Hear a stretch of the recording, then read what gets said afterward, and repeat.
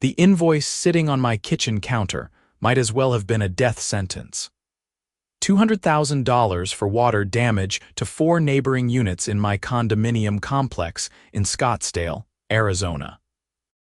I read it 3 times, my coffee growing cold in my hand, trying to make sense of how my life had gone from perfectly normal to financially catastrophic in the span of a single Tuesday morning. My name is Derek Matthews, and I had been living peacefully in the Saguaro Hills condominiums for 5 years. The complex was nice enough, nothing fancy, just a collection of 2-story buildings arranged around a central courtyard with a pool that nobody really used after September. I worked as a software engineer for a tech company downtown, kept to myself mostly, paid my HOA dues on time every month, and never caused any trouble. I thought that would be enough to keep me off the radar of Patricia Cunningham, the HOA president who ruled our community like a small-town dictator with a taste for beige paint and an encyclopedic knowledge of covenant violations. Patricia was everything you would imagine when you heard the term HOA president. Mid-50s, blonde hair cut in that specific suburban mom style that somehow never goes out of fashion in these circles, always wearing pastel cardigans even in the Arizona heat, and possessing that particular tone of voice that could make "good morning" sound like a threat. She had been president for 7 years, running unopposed every election because, frankly, nobody else wanted to deal with the headache. I had voted for her initially, back when I was naive enough to think HOA politics did not matter. The trouble started 3 months earlier in December. I came home from work one evening to find a notice taped to my door. The HOA was scheduling mandatory plumbing inspections and upgrades for all units built before 2015. My unit qualified.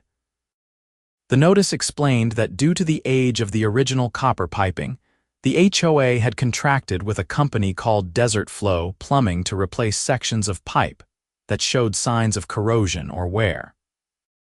It was not optional, and the cost would be covered by our reserve fund, which we had all been paying into for years. I was not thrilled about having strangers in my home, but the notice made it sound routine. Besides, I had noticed my water pressure dropping lately, so maybe the upgrade was not such a bad thing. I called the number listed and scheduled my appointment for January 15th, figuring I would take a work-from-home day to supervise. The plumber who showed up was a guy named Mike, probably in his early 30s, wearing a Desert Flow plumbing uniform that looked like it had seen better days. He seemed competent enough, walking through my condo with a clipboard, checking the pipes under my kitchen sink, in the bathrooms, and in the utility closet where my water heater lived. "Looks pretty straightforward," he said, tapping on a pipe with his knuckle. "We will replace this section here, this one in the master bath, and the feed line to your kitchen. Should take about 4 hours, 5 tops." "Sounds good," I said, settling into my home office to work while he did his thing. For the first few hours, everything seemed fine. I heard the occasional clang of tools, the sound of water being shut off and turned back on, the usual noises you would expect. Mike came to check in around noon, saying he was making good progress and would be done by 3. I ordered us both sandwiches from the deli down the street, trying to be a decent host. Around 2:30, I heard something that did not sound right. It was not a clang or a normal working noise. It was more like a crack, followed by Mike swearing loudly. I jumped up from my desk and found him in the utility closet, water spraying everywhere from a pipe near the ceiling. He was trying to cover the break with his hand, which was about as effective as you might imagine. "Hit the main shutoff," he yelled. I ran to where I knew the main valve was, outside my front door in a little panel, and cranked it closed. The water stopped spraying, leaving us both standing in a 1/4 inch of water that was spreading across my tile floor. "What happened?" I asked, already dreading the answer. Mike looked genuinely upset, running his hand through his wet hair. Man, I am so sorry. I was tightening the connection and the whole section just gave way. The pipe was way more corroded than it looked. This is not on you. I will get my supervisor down here right away. He called his company while I grabbed every towel I owned and started sopping up water. The supervisor, a gruff guy named Ron, showed up within 30 minutes. He assessed the damage, took photos, and assured me that Desert Flow would handle everything.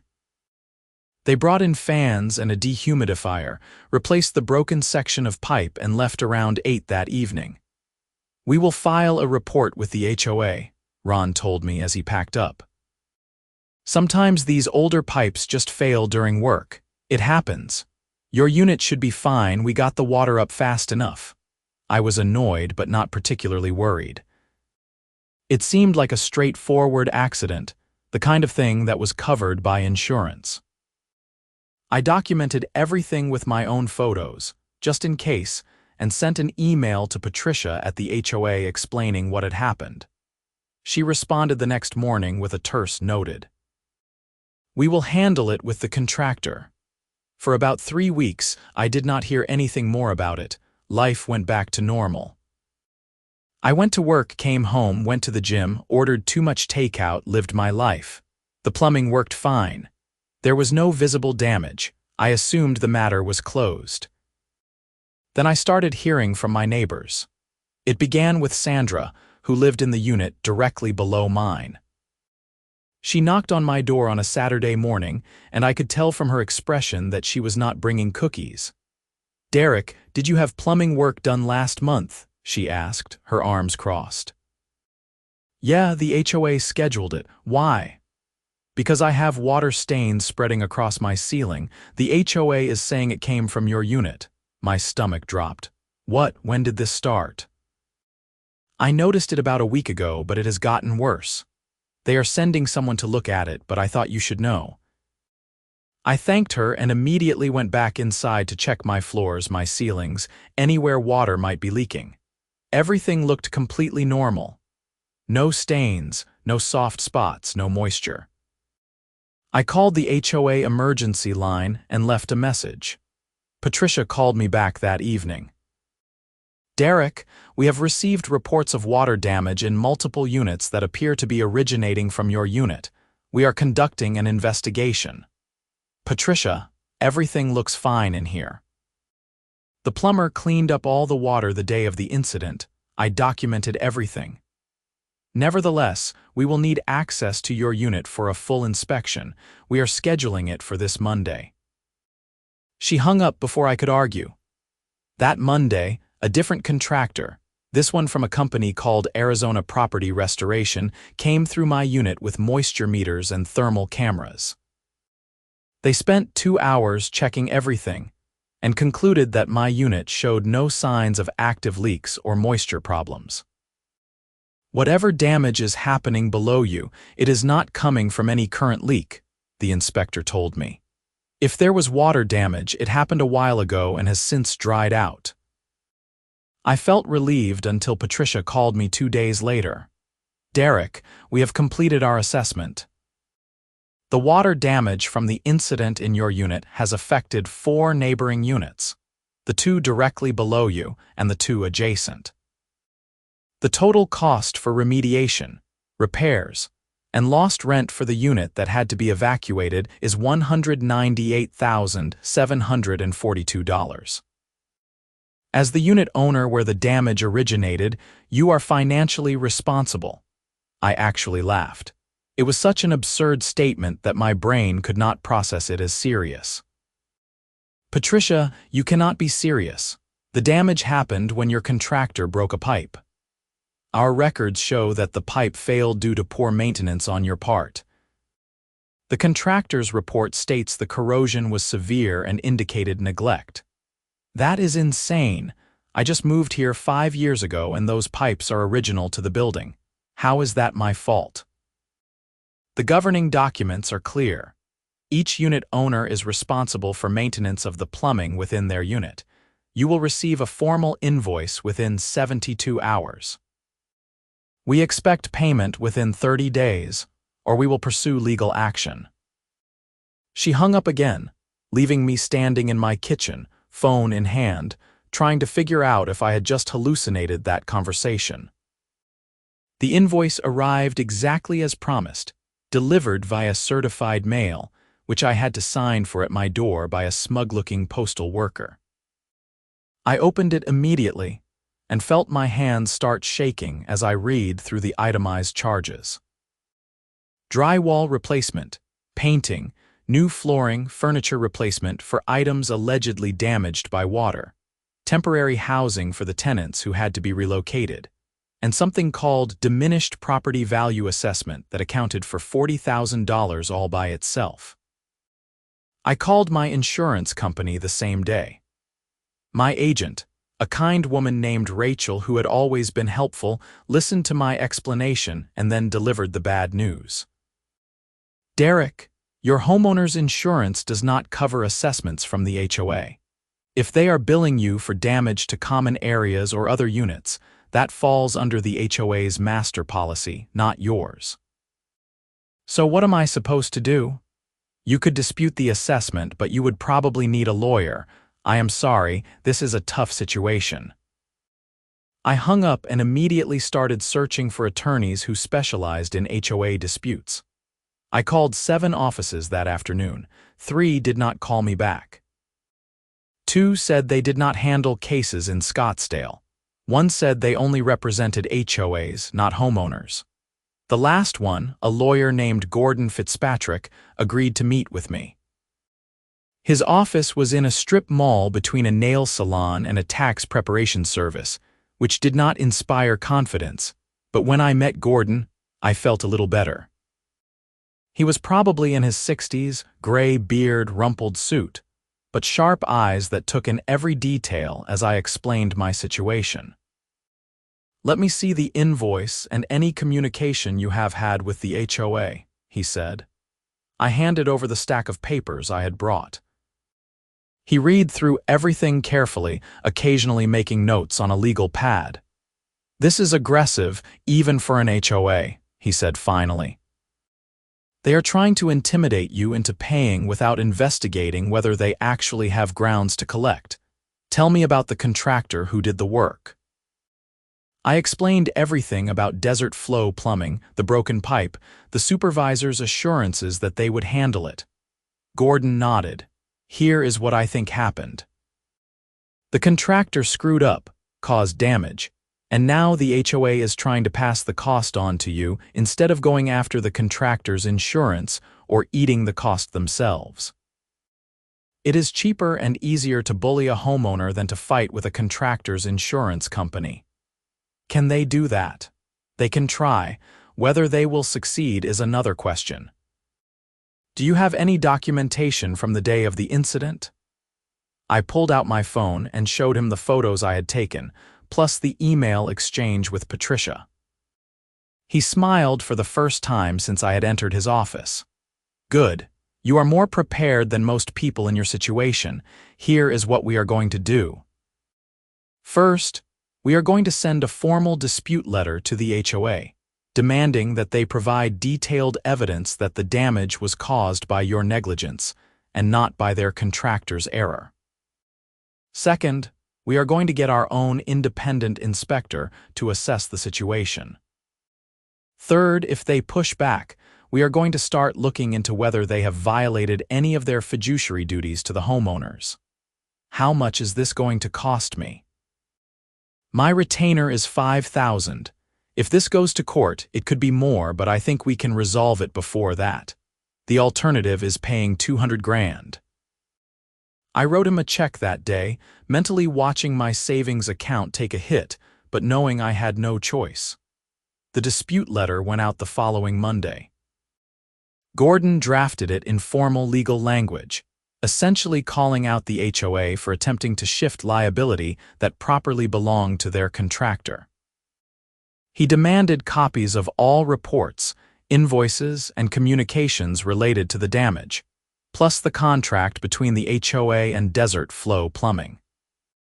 Patricia responded 2 days later, not to Gordon but directly to me, via email. Derek, I strongly suggest you reconsider pursuing this matter through legal channels. The HOA board has carefully reviewed your case, and we stand behind our assessment. Continuing to dispute, this will only result in additional legal fees for you and potential liens against your property. Gordon was not impressed when I forwarded him the email. She is trying to scare you. Do not respond. Let me handle all communication from now on. While we waited for the HOA to respond to the formal demand, Gordon arranged for an independent inspector to evaluate the damage.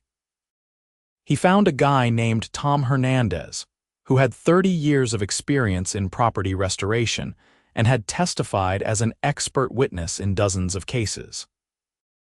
Tom charged $1,500 for a full assessment, and I paid it, watching my savings dwindle further. Tom spent an entire afternoon examining not just my unit, but all 4 units the HOA claimed had been damaged. He brought moisture meters, thermal cameras, and a bunch of other equipment I did not recognize. I followed him around, watching him take detailed notes and photos. In Sandra's unit below mine, he pointed at the water stains on her ceiling. See how the pattern spreads out from this central point.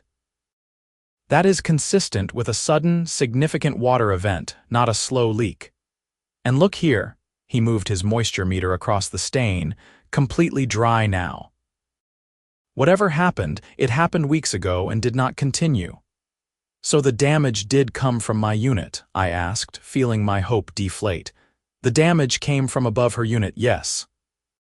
But that does not tell us whether it was your fault or a contractor error. What I can tell you is that the response was inadequate. If there was this much water, they should have opened up the ceiling immediately to dry out the interior structure. Instead, they just let it dry on its own, which is going to lead to mold issues down the road. He repeated similar assessments in the other units. In one, he found that the water damage they were claiming was actually a pre-existing stain from an unrelated incident years earlier. In another, the damage was so minimal that it could have been fixed with a simple patch and paint job, not the full renovation the HOA was claiming. After 3 hours, Tom sat down with me in my living room and went through his findings. Here is what I can tell you with reasonable certainty, he said. There was water damage from a single incident that originated in your unit, most likely from the plumbing work that was being done. The damage primarily affected one unit below you, with minor impact to 2 adjacent units. The 4th unit they are claiming, I did not see any damage that could be attributed to this incident. The scope of repairs they are proposing is vastly inflated. In my professional opinion, the actual damage could be remediate for somewhere between $20,000 and $30,000, not $200,000. Can you put that in a report? That is exactly what I am going to do. I will have it ready in a week. I felt like I could breathe again for the first time in weeks. Gordon was pleased when I called him with the update. Excellent.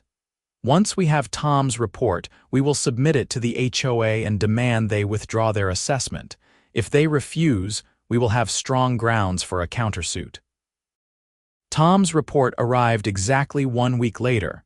35 pages of detailed analysis, photos, and expert conclusions. Gordon reviewed it, called it absolutely damning for the HOA, and submitted it to Patricia along with a formal demand that they withdraw the assessment within 10 business days. For those 10 days, I was on edge constantly. I kept checking my email, my phone, my mailbox, waiting for some response. I barely slept, running through scenarios in my head of what would happen if they refused, if I lost my condo, if I had to declare bankruptcy. On day 9, Gordon called me. They want to meet. What does that mean? It means they know they are on shaky ground. Patricia called me this morning and suggested we have a meeting with the full board to discuss the matter. That is actually a good sign. If they were confident in their position, they would just refuse and wait for us to sue. The meeting was scheduled for the following Tuesday evening in the community clubhouse. Gordon advised me to stay calm, let him do most of the talking, and not to agree to anything on the spot. I arrived 15 minutes early, my stomach in knots. The clubhouse was a bland room with fluorescent lighting, a conference table, and chairs that looked like they had been purchased from an office liquidation sale. Patricia was already there along with the other 4 board members. Frank, the vice president, a retired accountant who always looked vaguely annoyed. Linda, the secretary, a nervous woman who took notes on everything. James, the treasurer, who owned 3 units in the complex as investment properties. And Karen, a board member whose main qualification seemed to be that she was friends with Patricia and agreed with everything she said. Yes, one of them was actually named Karen. You could not make this up. Gordon arrived right at 7, carrying a leather briefcase and looking completely at ease. We sat down across from the board, and Patricia called the meeting to order. "Thank you for coming," she began, her tone suggesting that she was doing us a favor. "We have reviewed the report submitted by your inspector, and while we appreciate the effort, we do not find it sufficient to overturn our assessment." Gordon did not miss a beat. "I am curious what specific findings in Mr. Hernandez's report you dispute. He is a licensed contractor with 30 years of experience and has been qualified as an expert witness in 17 previous cases." Frank spoke up.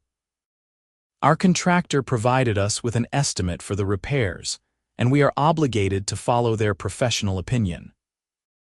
"Your contractor is the same company that caused the damage in the first place," Gordon said. "That is a clear conflict of interest. They have every incentive to inflate the scope of repairs to cover their own liability." Patricia's face tightened. "That is speculation." "It is an observable pattern in these cases," Gordon replied calmly, "but let us set that aside for a moment. Let us talk about the contract between the HOA and Desert Flow Plumbing. I requested a copy of that contract in our formal demand. You did not provide it. Why?" There was a long silence. Linda looked down at her notes. James shifted in his chair. Patricia kept her expression neutral, but I could see the calculation behind her eyes. "That contract is confidential," she said finally. "Confidential from homeowners?" Gordon asked. "That is interesting, considering homeowners have a right to review contracts that are paid for with their HOA fees. I could file a formal request, or you could just provide it now and save everyone time." Karen jumped in, her voice sharp. "We do not appreciate being threatened, Mr. Fitzpatrick." "I am not threatening anyone. I am explaining your legal obligations under Arizona HOA law. You have a fiduciary duty to the homeowners, which includes financial transparency." The meeting went on for another hour, circling through the same arguments. The board insisted they were right. Gordon calmly picked apart their reasoning, and I sat there trying not to say something I would regret. Finally, Patricia called for a recess so the board could discuss matters privately. Gordon and I stepped outside into the warm Arizona evening. "That went well," he said. "It did. They are scared. Did you see how they dodged the question about the contract? I would bet money there is something in there about contractor liability that they do not want us to see." After 20 minutes, we were called back in. Patricia's expression had shifted from confident to carefully controlled. "After discussion, the board is willing to consider a settlement," she said. "We propose that you pay $50,000 and we will consider the matter closed." I started to object, but Gordon put a hand on my arm. "My client is not paying $50,000 for damage your contractor caused. Here is our counteroffer. The HOA withdraws the assessment entirely, and we do not pursue legal action against the board personally for breach of fiduciary duty." Personally. Patricia's voice cracked slightly on the word. "Yes." If we can demonstrate that you knowingly shifted liability to avoid proper claims processes, board members can be held personally liable for damages. I am trying to avoid that outcome, but my client is prepared to pursue all available remedies. Frank whispered something to Patricia. Linda looked like she might cry. James was staring at the table. Karen's face had gone pale. "We need time to consult with our attorney," Patricia said. "Take all the time you need," Gordon replied. "But understand that every day this drags on, we are gathering more evidence. I have already submitted a public records request for all communications between the board and Desert Flow Plumbing. I have also filed a request for the HOA's master insurance policy documents. If I find that you could have filed a claim under that policy, but chose to come after my client instead, that is going to look very bad for you." We left the meeting and I felt a surge of hope mixed with anxiety. "Do you really think they could be personally liable?" I asked Gordon in the parking lot. "Potentially, yes. If they breached their fiduciary duty or acted in bad faith, board members do not have absolute immunity. It is one of the few ways to hold HOA boards accountable, and they know it." That is why Patricia looked like she had seen a ghost. Over the next week, I watched the situation unfold from a distance while Gordon handled the legal maneuvering. He received the public records he had requested, and what he found was damning. The contract between the HOA and Desert Flow Plumbing included a clear liability clause. The contractor was responsible for any damage caused during the course of their work, up to the full amount of their insurance coverage, which was $500,000. There was also a claims process outlined, which required the HOA to notify the contractor in writing within 30 days of discovering damage. Patricia had never notified Desert Flow Plumbing. Instead, she had gone straight to billing me. Gordon also discovered email exchanges between Patricia and the contractor, where she explicitly told them not to file an insurance claim because it would raise the HOA's premiums. She had made a calculated decision to shift the liability to me to avoid insurance costs. "This is fraud," Gordon told me over the phone. "She knowingly misrepresented the situation to avoid following the proper process. We have her dead to rights." He sent all of this evidence to the HOA's attorney, along with a demand that they withdraw the assessment within 48 hours or face a lawsuit that would include claims for fraud, breach of fiduciary duty, and intentional infliction of emotional distress. The response came in 36 hours. The assessment was withdrawn. The HOA issued a formal apology, though it was worded in the most passive-aggressive corporate language imaginable. Something about miscommunication and good faith efforts to protect homeowner interests. I should have been happy I had won. I did not owe $200,000. My condo was safe. But I was also exhausted, financially depleted from legal fees and inspection costs, and furious at the months of stress I had endured. "Is that it?" I asked Gordon. "She just gets away with it." Unfortunately, in most cases, yes. You could pursue a counterclaim for your legal fees and emotional distress, but that would mean more time and money spent in court. The HOA would fight it, and even if you won, collecting could be difficult. I thought about it for a few days. Part of me wanted to let it go, to just be relieved it was over.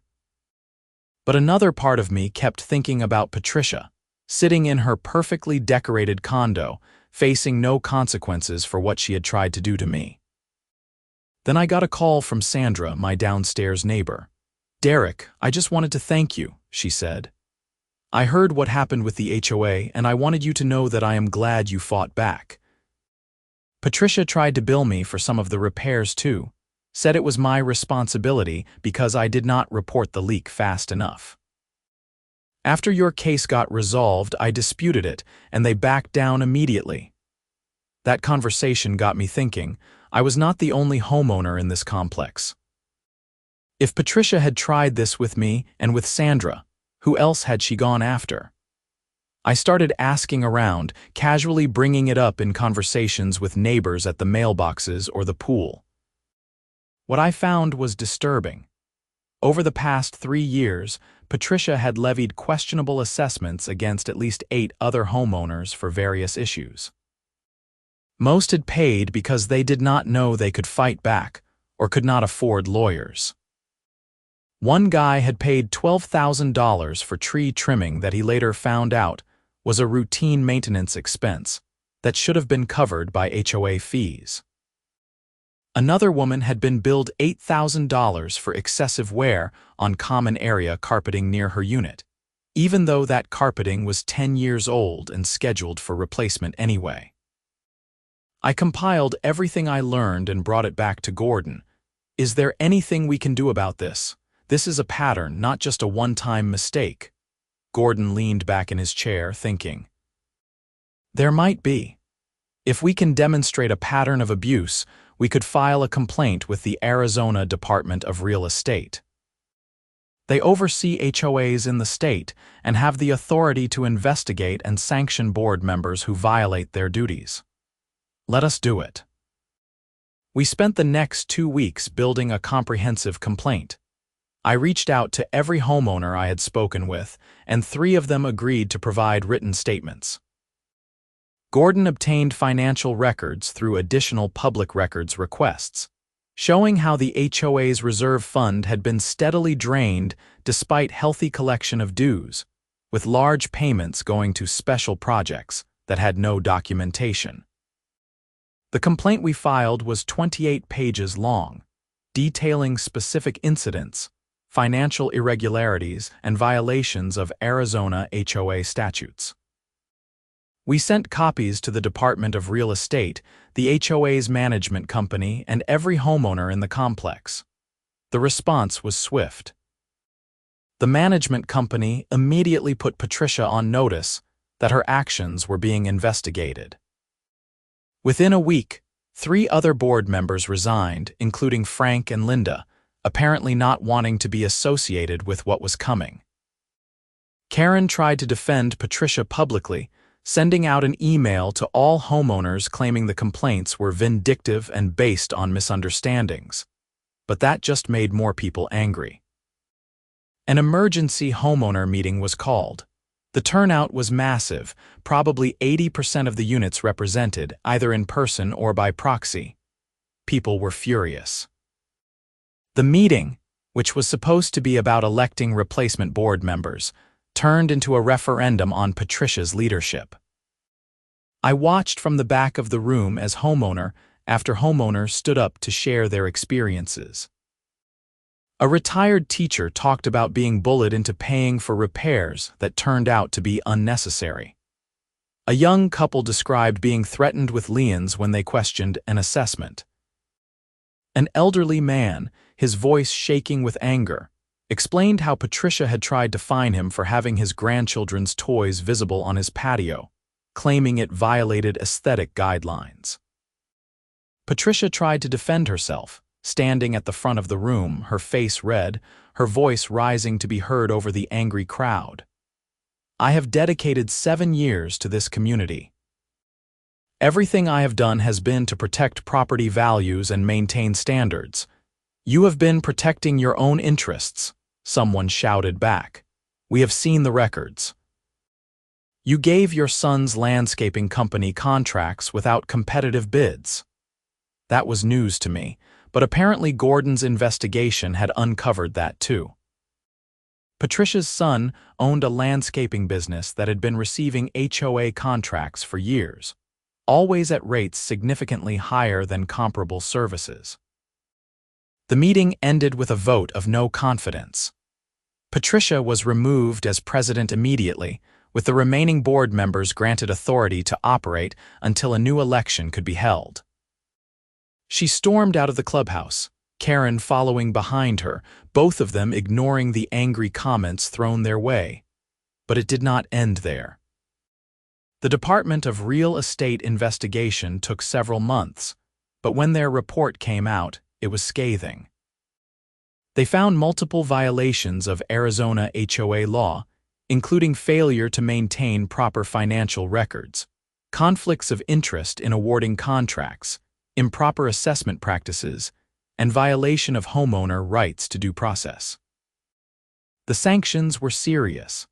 Patricia was banned from serving on any HOA board in Arizona for 10 years. She was also fined personally $25,000 for the various violations. The HOA itself was fined and required to undergo a full financial audit, which revealed even more problems. Apparently, Patricia had been using HOA funds to pay for personal expenses, categorizing them as community relations or administrative costs. Things like expensive dinners, spa days, even a trip to Las Vegas that was supposedly for an HOA conference but had no supporting documentation. That was when it crossed from civil violations to criminal. The financial audit was turned over to the Scottsdale Police Department, and they opened an investigation into embezzlement. I was not directly involved in the criminal case, but I followed it closely, along with most of the other homeowners. The investigation took about 4 months. Detectives interviewed board members, reviewed financial records, and traced expenses. What they found was that over the course of 5 years, Patricia had embezzled approximately $78,000 from the HOA. She was arrested on a Tuesday morning. I did not witness it personally, but Sandra did. She told me that 2 police officers showed up at Patricia's door around 9 in the morning and took her away in handcuffs. Apparently, Patricia had cried and insisted it was all a misunderstanding, but the evidence was overwhelming. The criminal trial took place the following year. I attended several days of it, sitting in the public gallery, watching as prosecutors laid out the case. They had bank records, receipts, testimony from board members who had grown suspicious, but been intimidated into silence. Patricia's defense attorney tried to argue that she had genuinely believed she was entitled to those funds as compensation for her time and effort. But the prosecution pointed out that HOA board service is voluntary, and that she had never sought approval from homeowners for any compensation. The jury deliberated for 6 hours before returning a guilty verdict on multiple counts of theft and fraud. Patricia was sentenced to 3 years in prison, with the possibility of parole after 18 months, and ordered to pay full restitution to the HOA. Karen, who had been implicated in some of the financial irregularities, but to a lesser degree, took a plea deal. She paid a fine, performed community service, and was banned from HOA service, but avoided jail time. The aftermath of all this was strange. The complex felt different, lighter somehow. A new board was elected, this one including younger homeowners who actually wanted to make the community better rather than just enforce arbitrary rules. They hired a professional management company with proper oversight and implemented new policies requiring transparency and homeowner approval for any major expenditures. The damaged units were finally properly repaired, using insurance money from Desert Flow Plumbing's policy. It turned out that once Gordon had made it clear there was a liability issue, the contractor's insurance company had been very eager to settle to avoid a lawsuit. The actual repairs cost $32,000, nowhere near the inflated figure Patricia had tried to stick me with. As for me, I was out about $8,000 in legal fees and inspection costs, even after the HOA reimbursed me for some of it as part of a settlement. Gordon tried to get me full reimbursement, but the new board pointed out that the HOA's finances were already stressed from Patricia's embezzlement and the various fines. I decided not to push it. $8,000 was a lot of money, but it was nothing compared to what I would have lost if I had not fought back. I did learn some valuable lessons from the whole experience. First, always document everything. Those photos I took the day of the plumbing incident were crucial to my case. Second, do not be afraid to stand up to the HOA, even when they try to intimidate you. They count on homeowners being too scared or too broke to fight back. Third, there are laws that protect homeowners, but you have to be willing to use them. The whole ordeal changed how I viewed my living situation. For a while, I considered selling the condo and moving somewhere without an HOA, maybe a single-family home where I would not have to deal with board politics and arbitrary rules. But ultimately, I decided to stay. This was my home. I had good neighbors, and with Patricia gone, the community actually felt like a community again.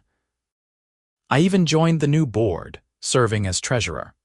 I figured someone who had been through what I went through should be involved in making sure it never happened to anyone else. We implemented new rules requiring competitive bids for all contracts, mandatory disclosure of any conflicts of interest, and quarterly financial reports accessible to all homeowners.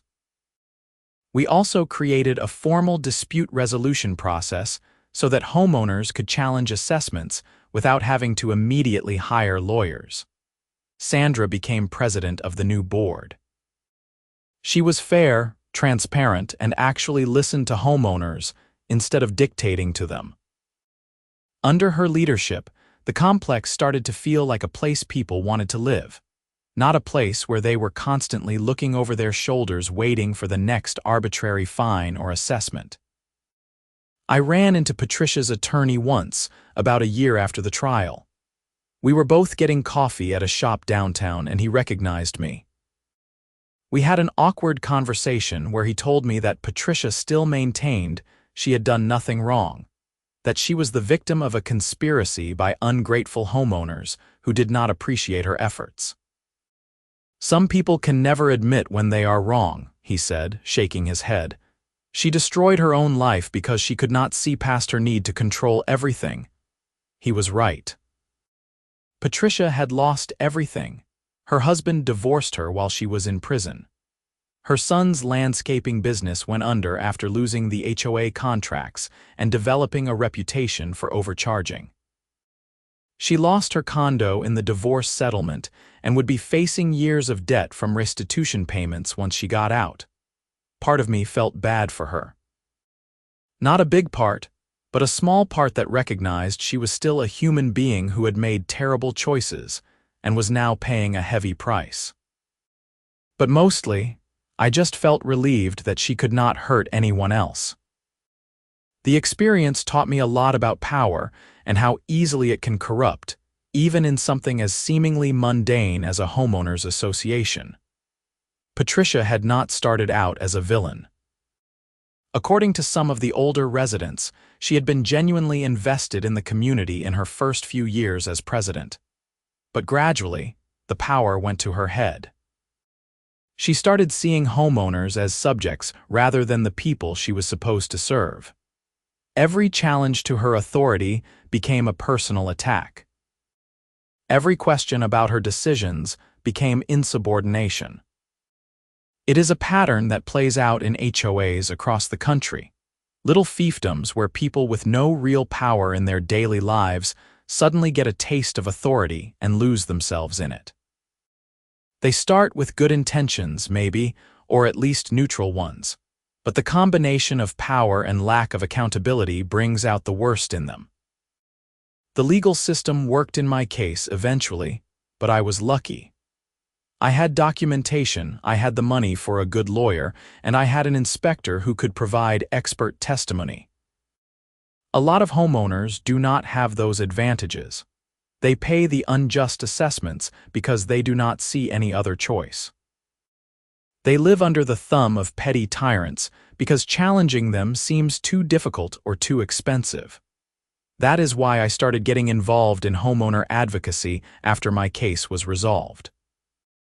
I joined a statewide organization working to reform HOA laws in Arizona, pushing for better oversight, stronger protections for homeowners, and real consequences for board members who abuse their power.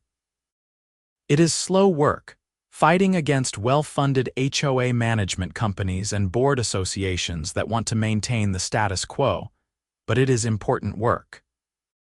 I also started helping other homeowners who found themselves in situations similar to mine. I could not provide legal advice, but I could share my experience, point them to resources, help them understand their rights. Gordon and I actually partnered on a few cases where he provided legal representation at reduced rates for homeowners who had been wronged by their HOAs. One case in particular stood out. A young family in Temp was being threatened with foreclosure by their HOA over unpaid fines that had snowballed to $30,000.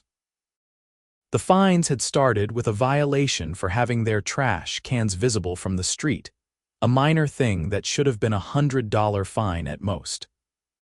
But the HOA kept adding late fees, collection fees, and interest until the amount became impossible to pay. Gordon took their case, and we discovered that the HOA had violated multiple provisions of the Arizona Fair Debt Collection Act. We got the fines dismissed entirely, and the family kept their home. These stories are everywhere in every state, in every community with an HOA. For every case like mine where the homeowner wins, there are probably 100 where they lose, or where they never even try to fight because the deck seems too stacked against them. But change is possible. Arizona has actually made some progress in HOA reform, partly because of cases like mine that brought attention to the problems. There are now stricter requirements for financial transparency, better dispute resolution mechanisms, and actual penalties for board members who violate their duties. It is not perfect, not even close, but it is better than it was. As I write this, it has been almost 3 years since that invoice landed on my kitchen counter. 3 years since I stared at a bill for $200,000 and felt my world tilting. 3 years since I decided to fight back instead of rolling over. My condo is worth more now than when I bought it, partly because property values in Scottsdale have gone up, but also because our complex has a reputation for being well-managed and homeowner-friendly. People actually want to live here now. We have community events that people attend because they want to, not because they are mandatory. The pool gets used. People smile at each other. Patricia got out of prison last year, after serving 20 months. I heard through the neighborhood grapevine that she moved to New Mexico to live with a sister, trying to start over somewhere nobody knew her story. I hope she has learned something from the experience, though I am not optimistic. Some people are too invested in their own narrative to ever really change. Karen still lives in the complex, surprisingly. She keeps to herself mostly, though I see her at the mailboxes sometimes. We do not talk. There is nothing to say. The Contractors, Desert Flow Plumbing, went out of business about a year after my case was resolved. Apparently, word got around about their shoddy work and their willingness to let homeowners take the fall for their mistakes. They could not get bonded anymore, and without that, they could not get contracts. I did not shed any tears. Tom Hernandez, the inspector who saved my case, has become the go-to expert witness for HOA disputes in the Phoenix metro area. He tells me he has been in court at least once a month for the past 2 years, always on the homeowner's side, always fighting against inflated damage claims and bogus assessments. He is a good man doing important work. Gordon is still practicing law, still helping homeowners fight back against abusive HOAs. We have lunch every few months, trading stories about the latest ridiculous thing some board has tried to pull. He tells me he is busier now than ever, which is both good for his practice and depressing as a commentary on how common these abuses are. As for me, I am still living in my condo, still working my software engineering job, still serving on the HOA board. My life is pretty much back to normal, except that I have a much clearer understanding of how fragile our sense of security really is. One day you are just living your life, paying your bills, minding your own business, and the next day someone is trying to destroy you financially for something that was not your fault. But I also learned that you do not have to be helpless, You can fight back. You can win. It is not easy and it is not cheap and there are no guarantees, but it is possible. And sometimes, just sometimes, fighting back does not just save yourself. It saves other people too. It creates change that ripples outward. Every time I hear from another homeowner who successfully challenged an unjust assessment, or see news about HOA reform legislation passing somewhere in the country, or watch a corrupt board member get held accountable, I feel a little bit of that anger I carried for so long transform into something more productive. Not quite satisfaction, but maybe vindication. Proof that standing up to bullies matters, even when those bullies are hiding behind the mundane bureaucracy of a homeowners association. The invoice that tried to ruin my life is framed now, hanging in my home office. People think it is weird when they see it, this demand for $200,000 displayed like a trophy. But to me, it is a reminder of what I survived, what I fought against, and what I learned about myself in the process. I learned that I am tougher than I thought. That I do not back down when I am right, even when the fight seems impossible. That documentation and persistence can overcome institutional power. That there are people willing to help if you are willing to ask. That justice is possible, even if it takes longer and costs more than it should. Most importantly, I learned that the small-scale tyrannies of everyday life, the HOA presidents and petty bureaucrats who make life miserable for ordinary people, can be defeated. Not always, not easily, but more often than they want you to believe. So if you are reading this and you are in a similar situation, if you are facing down an unjust assessment or being bullied by your HOA, here is my advice. Document everything, know your rights, do not be afraid to get help, and do not give up. The system is not as rigged against you as they want you to think. They rely on you believing you are powerless. Prove them wrong. And if you are thinking about buying a property with an HOA, do your research first. Look at the board meeting minutes. Talk to current homeowners.